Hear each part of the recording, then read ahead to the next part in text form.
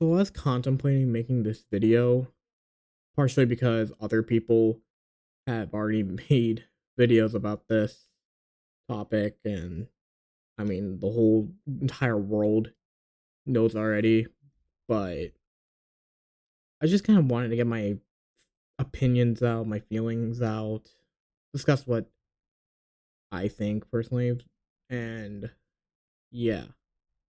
So for those who don't know already, Akira Toriyama, the manga creator of most notably Dragon Ball, has passed away on March 1st, and he was 68.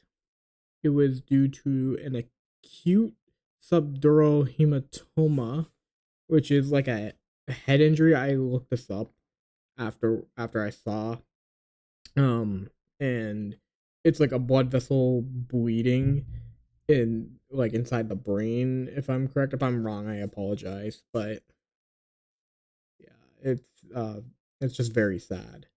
And I learned about this when I got home last night. I got home around midnight last night, and I was about to go to bed. I saw the my friend posted the statement, and yeah. And I mean, just now I just got back home from work, so here we are. Now, obviously, I've never met the man. I'm very like antisocial, I guess. I usually don't like to go out that often. I like to stay at home most of the time. Obviously, I have a job, so I can't always, but I'm personally some I don't go to like anime conventions or anything like that. But I kind of want to give my personal view on what Dragon Ball meant for me, because for a lot of people that watch, they were around like, like original like when Dragon Ball Z would air on Toonami, where it'd be up to Namek, where Goku comes in, he one shots Ginyu Force, and then it goes back to Raditz. I wasn't like that because I'm so kind of like more like a from a perspective of a Gen Zer, I guess. My first taste of Dragon Ball wasn't actually from the anime, but rather my uncle had brought over a copy or his copy of Budokai Tenkaichi 1. And that's kind of how I was in, well, kind of how that was how I was introduced to the series. And I mean, my favorite character was Super Saiyan 3 Goku because I loved just how Super Saiyan 3 looked. Um, Then afterwards, he got Budokai Tenkaichi 2. He never got 3. And I've still never played Budokai Tenkaichi 3, which I probably should, considering Sparking Zero is coming soon. Hopefully.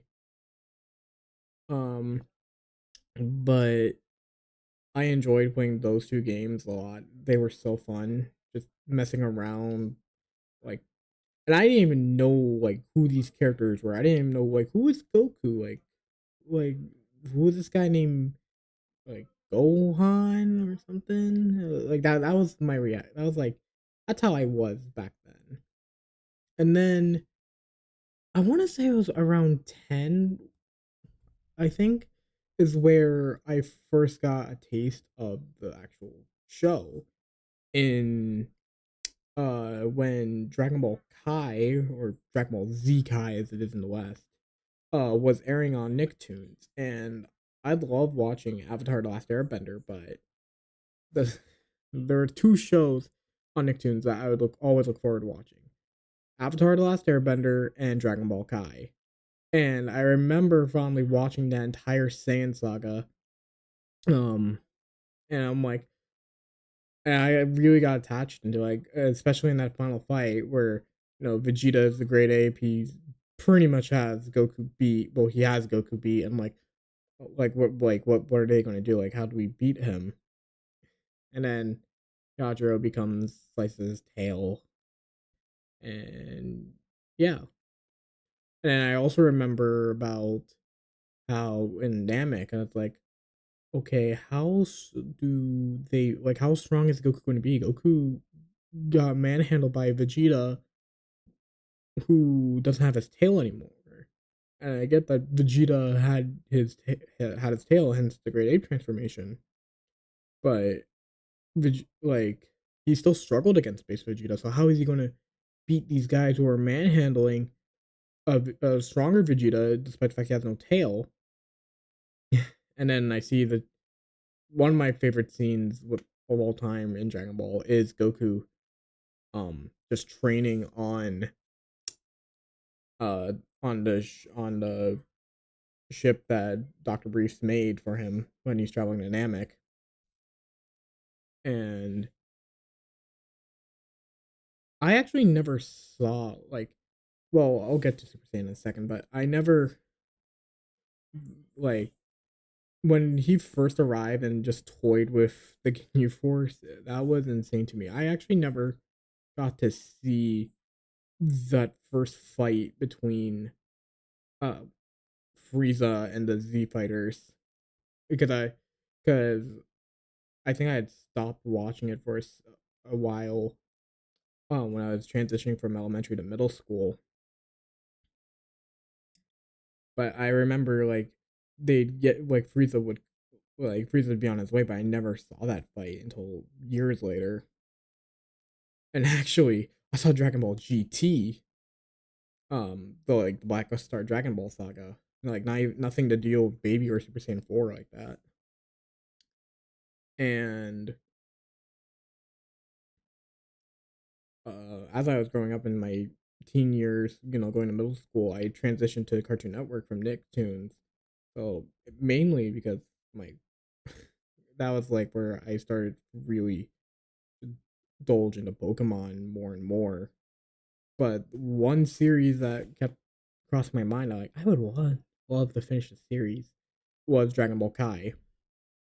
And then eventually I would actually go back and watch like original Dragon Ball, finish like everything in Dragon Ball Z, and then, watch GT, and it's like, oh yeah, no wonder why there's a lot of people who don't like the series. GT itself has a lot of great moments.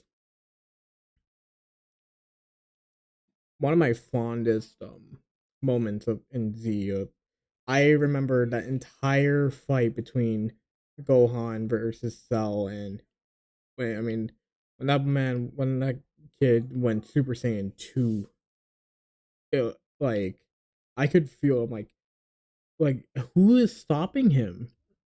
Like, and when we had the father son Kamehameha, I was genuinely worried. Like, oh wait, is he actually going to lose because he had the 50% power? That was long before I knew about like the dub changes and whatnot, and long before I knew that, oh, Gohan still just wins. He's just holding himself back. Um, but a lot of like my favorite shows that I watch, like I kind of relate back to Dragon Ball, and it's like there is a lot of things that I can like Dragon Ball has definitely influenced me on. Um, and it was definitely a show I really enjoyed, despite the fact that I only saw it for like 20 episodes at max on Nicktoons, which is weird because I watched a lot of Nicktoons. I just was never able to watch Kai that much, unfortunately. And then there's Dragon Ball Super,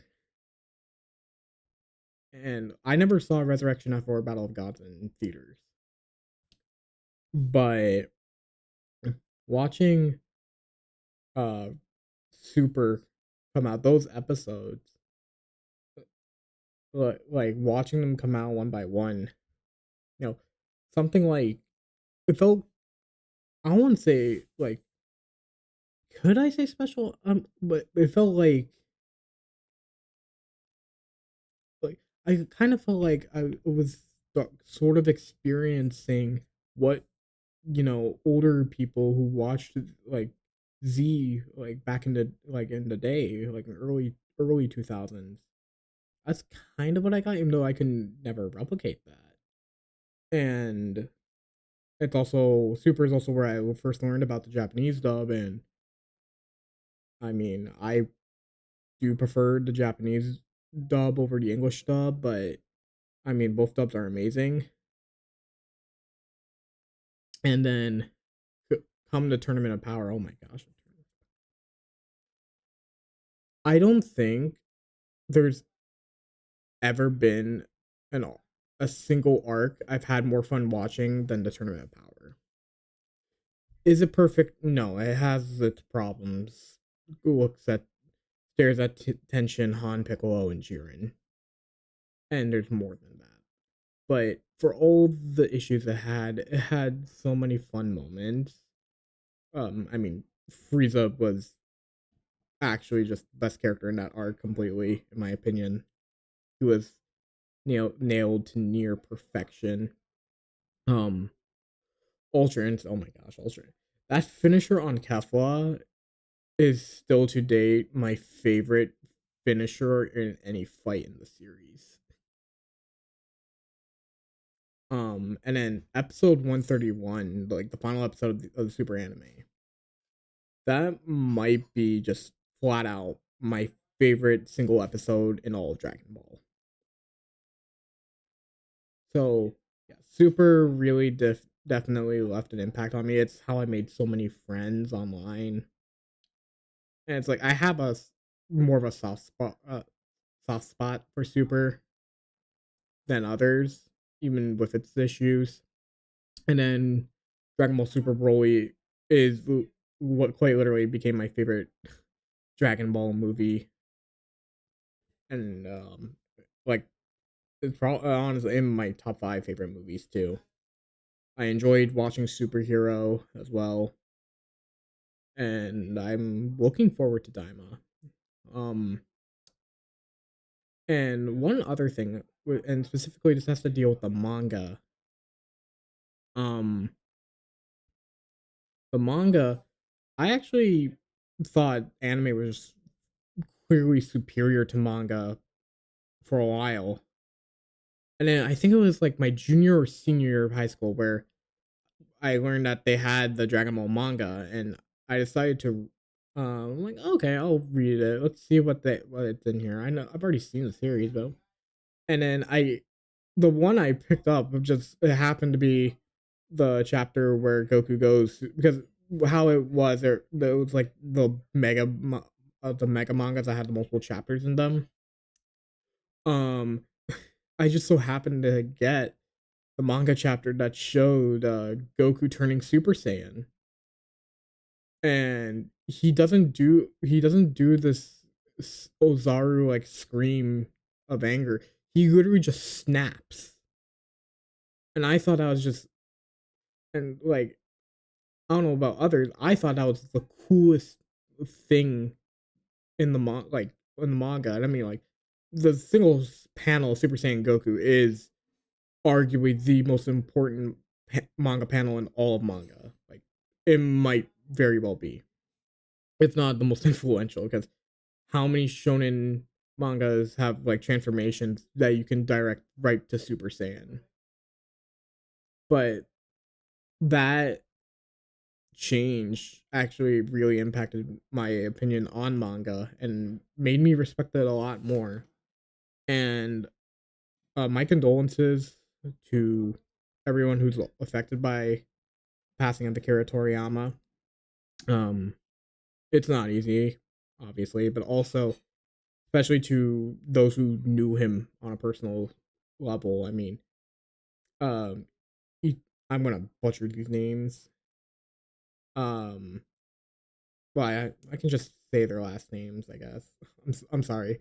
Uh, Oda and Kishimoto, the writers for One Piece and Naruto, respectively, they looked up to him, and Masako Nozawa, Goku's Japanese voice actor, voice voice. It his I mean his own family. Yeah, it's hard, but I think that we we shouldn't be grieving, but just celebrating on like what this guy or what this man, this legend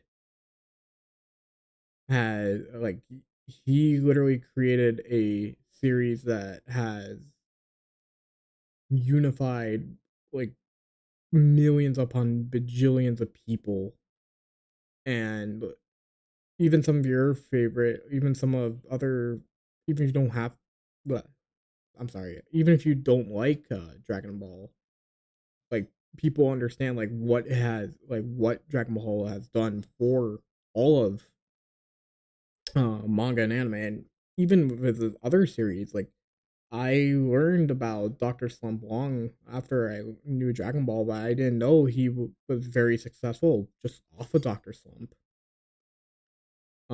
I learned that he was in a team and he had helped create Chrono Trigger and Dragon Quest too.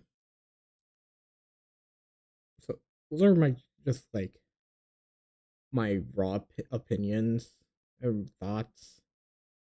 Um,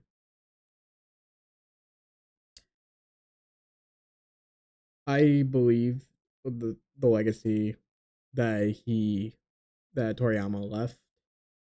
I do think it will carry on, and I do think